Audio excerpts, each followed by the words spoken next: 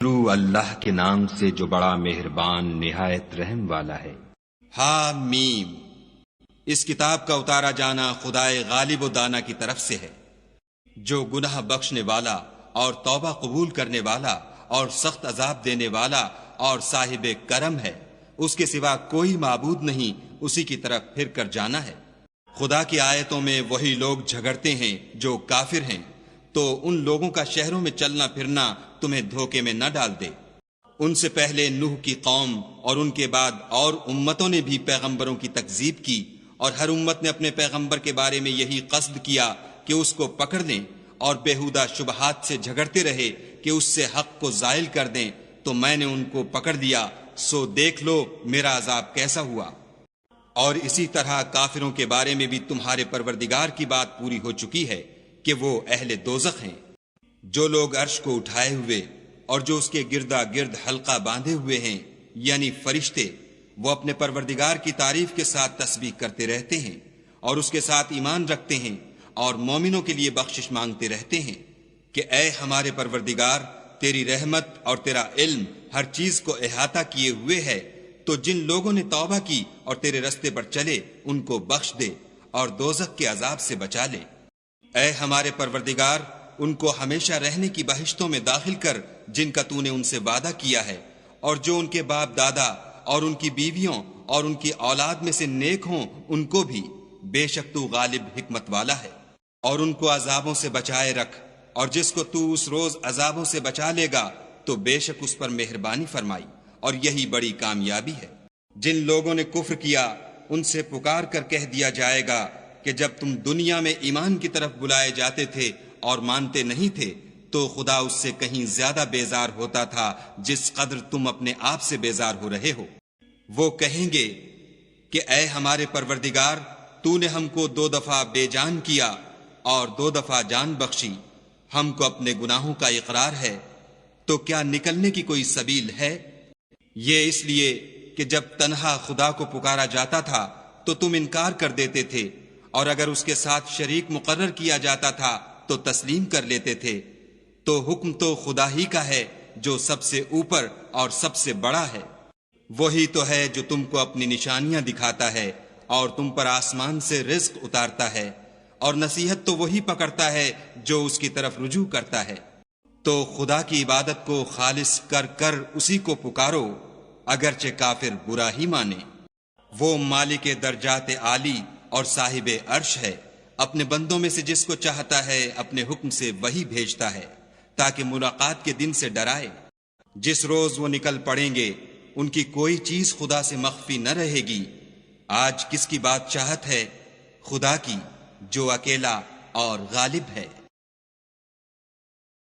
آج کے دن ہر شخص کو اس کے اعمال کا بدلہ دیا جائے گا۔ آج کسی کے حق میں بے انصافی نہیں ہوگی، بے شک خدا جلد حساب لینے والا ہے۔ اور ان کو قریب آنے والے دن سے ڈراؤ جبکہ دل غم سے بھر کر گلوں تک آ رہے ہوں گے، اور ظالموں کا کوئی دوست نہیں ہوگا اور نہ کوئی سفارشی جس کی بات قبول کی جائے۔ وہ آنکھوں کی خیانت کو جانتا ہے اور جو باتیں سینوں میں پوشیدہ ہیں ان کو بھی، اور خدا سچائی کے ساتھ حکم فرماتا ہے، اور جن کو یہ لوگ پکارتے ہیں وہ کچھ بھی حکم نہیں دے سکتے، بے شک خدا سننے والا اور دیکھنے والا ہے۔ کیا انہوں نے زمین میں سیر نہیں کی تاکہ دیکھ لیتے کہ جو لوگ ان سے پہلے تھے ان کا انجام کیسا ہوا؟ وہ ان سے زور اور زمین میں نشانات بنانے کے لحاظ سے کہیں بڑھ کر تھے، تو خدا نے ان کو ان کے گناہوں کے سبب پکڑ لیا، اور ان کو خدا کے عذاب سے کوئی بھی بچانے والا نہ تھا۔ یہ اس لیے کہ ان کے پاس پیغمبر کھلی دلیلیں لاتے تھے تو یہ کفر کرتے تھے، سو خدا نے ان کو پکڑ لیا۔ بے شک وہ صاحب قوت اور سخت عذاب دینے والا ہے۔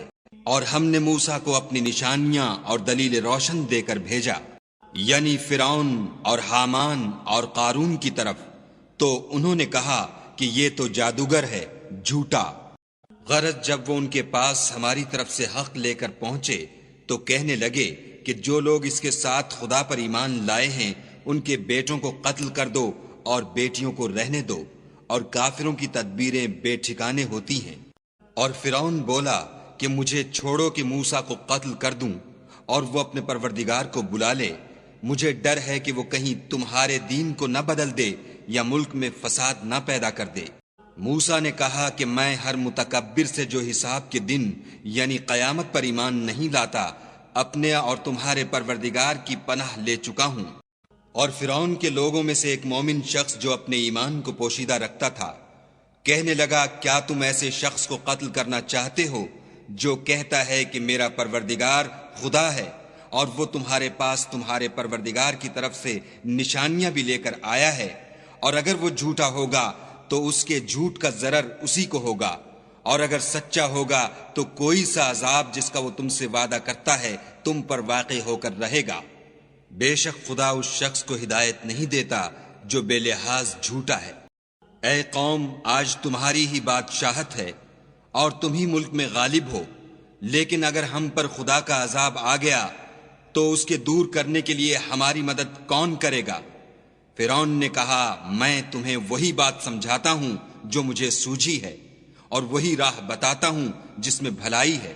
تو جو مومن تھا وہ کہنے لگا کہ اے قوم، مجھے تمہاری نسبت خوف ہے کہ مبادا تم پر اور امتوں کی طرح کے دن کا عذاب آ جائے، یعنی نوح کی قوم اور عاد اور سمود اور جو لوگ ان کے پیچھے ہوئے ہیں ان کے حال کی طرح تمہارا حال نہ ہو جائے، اور خدا تو بندوں پر ظلم کرنا نہیں چاہتا۔ اور اے قوم، مجھے تمہاری نسبت پکار کے دن یعنی قیامت کا خوف ہے۔ جس دن تم پیٹھ پھیر کر قیامت کے میدان سے بھاگو گے، اس دن تم کو کوئی عذاب خدا سے بچانے والا نہ ہوگا، اور جس شخص کو خدا گمراہ کرے اس کو کوئی ہدایت دینے والا نہیں۔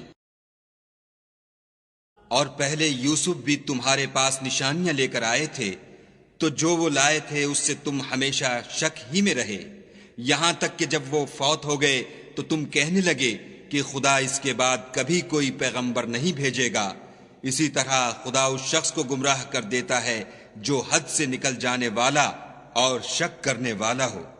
جو لوگ بغیر اس کے کہ ان کے پاس کوئی دلیل آئی ہو خدا کی آیتوں میں جھگڑتے ہیں، خدا کے نزدیک اور مومنوں کے نزدیک جھگڑا سخت ناپسند ہے۔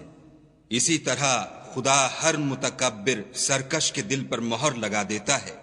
اور فرعون نے کہا کہ حامان میرے لیے ایک محل بناؤ تاکہ میں اس پر چڑھ کر رستوں پر پہنچ جاؤں، یعنی آسمانوں کے رستوں پر، پھر موسیٰ کے خدا کو دیکھ لوں، اور میں تو اسے جھوٹا سمجھتا ہوں۔ اور اسی طرح فرعون کو اس کے اعمال بد اچھے معلوم ہوتے تھے، اور وہ رستے سے روک دیا گیا تھا، اور فرعون کی تدبیر تو بیکار تھی۔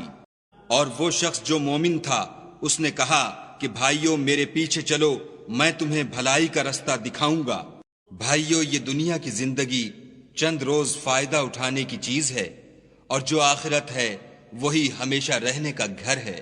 جو برے کام کرے گا اس کو بدلہ بھی ویسا ہی ملے گا، اور جو نیک کام کرے گا مرد ہو یا عورت اور وہ صاحب ایمان بھی ہوگا تو ایسے لوگ بہشت میں داخل ہوں گے، وہاں ان کو بے شمار رزق ملے گا۔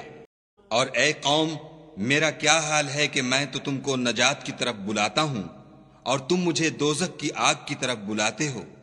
تم مجھے اس لیے بلاتے ہو کہ خدا کے ساتھ کفر کروں اور اس چیز کو اس کا شریک مقرر کروں جس کا مجھے کچھ بھی علم نہیں، اور میں تم کو خدائے غالب اور بخشنے والے کی طرف بلاتا ہوں۔ سچ تو یہ ہے کہ جس چیز کی طرف تم مجھے بلاتے ہو اس کو دنیا اور آخرت میں بلانے یعنی دعا قبول کرنے کا مقدور نہیں، اور ہم کو خدا کی طرف لوٹنا ہے، اور حد سے نکل جانے والے دوزخی ہیں۔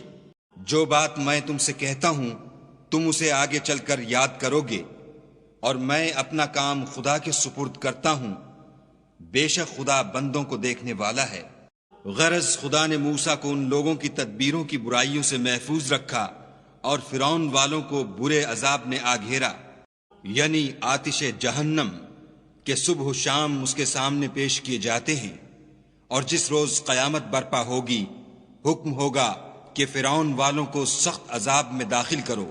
جب وہ دوزخ میں جھگڑیں گے تو ادنا درجے کے لوگ بڑے آدمیوں سے کہیں گے کہ ہم تو تمہارے تابع تھے، تو کیا تم دوزخ کے عذاب کا کچھ حصہ ہم سے دور کر سکتے ہو؟ بڑے آدمی کہیں گے کہ تم بھی اور ہم بھی سب دوزخ میں ہیں، خدا بندوں میں فیصلہ کر چکا ہے۔ اور جو لوگ آگ میں جل رہے ہوں گے وہ دوزخ کے داروغوں سے کہیں گے کہ اپنے پروردگار سے دعا کرو کہ ایک روز تو ہم سے عذاب ہلکا کر دے۔ وہ کہیں گے کہ کیا تمہارے پاس تمہارے پیغمبر نشانیاں لے کر نہیں آئے تھے؟ وہ کہیں گے کیوں نہیں؟ تو وہ کہیں گے کہ تم ہی دعا کرو، اور کافروں کی دعا اس روز بیکار ہوگی۔ ہم اپنے پیغمبروں کی اور جو لوگ ایمان لائے ہیں ان کی دنیا کی زندگی میں بھی مدد کرتے ہیں، اور جس دن گواہ کھڑے ہوں گے یعنی قیامت کو بھی، جس دن ظالموں کو ان کی معذرت کچھ فائدہ نہ دے گی اور ان کے لیے لعنت اور برا گھر ہے۔ اور ہم نے موسیٰ کو ہدایت کی کتاب دی اور بنی اسرائیل کو اس کتاب کا وارث بنایا، عقل والوں کے لیے ہدایت اور نصیحت ہے۔ تو صبر کرو، بے شک خدا کا وعدہ سچا ہے، اور اپنے گناہوں کی معافی مانگو، اور صبح و شام اپنے پروردگار کی تعریف کے ساتھ تسبیح کرتے رہو۔